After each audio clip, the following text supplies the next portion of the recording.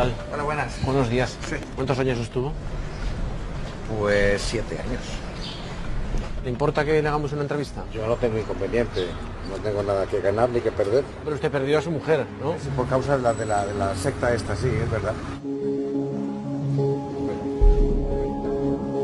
Ahí. En ese momento empezó todo. ¿Cómo entra usted a las 12 tribus? Mi mujer y yo estábamos recién, estábamos casados hacía poco y teníamos una hija pequeña. Y estábamos en la onda de la ecología, de la alimentación sana, de toda esta cantidad de cosas. Y nos enteramos de que había una gente en el monte Ulía, una especie de colonia, y cuando fuimos a enterrarnos, pues todo maravilloso, como suelen hacer las sectas, que te pintan un paraíso terrenal en la tierra. Y dijimos nosotros, pues esto es lo nuestro. 2 de sus 3 hijos nacieron en la comunidad. ¿Sus hijos podían tener un juguete? No, juguetes no.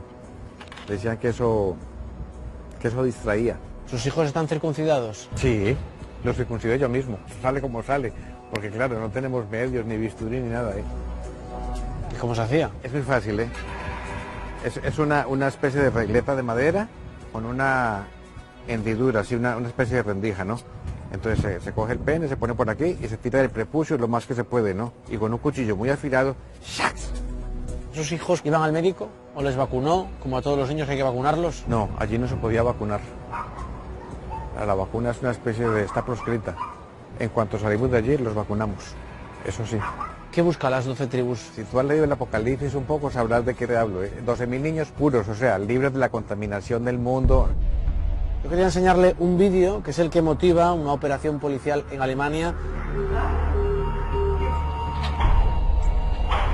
Eso lo hice yo muchas veces, ¿eh?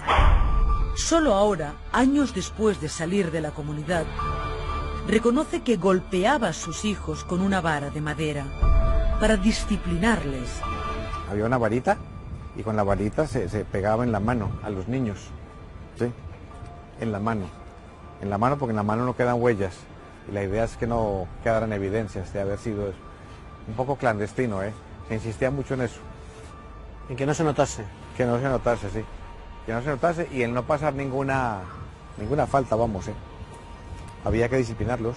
En Alemania sí lo tiene claro, que era maltrato. Pues el mismo maltrato de Alemania está aquí. No son las mismas leyes europeas. Hay un caso muy fuerte de una pareja que vivían en Francia, en la comunidad de Francia. Una vez que hubo una enfermedad allí, una epidemia en Francia de no sé qué, la hija se llamaba Melea, de la misma edad de mi niña, de Mirene, pues murió en la comunidad. Y eso no se supo nunca. No se podía decir a nadie. ¿Y dónde se les da sepultura? No tengo ni idea, ¿eh? Habla de la comunidad más importante de Europa.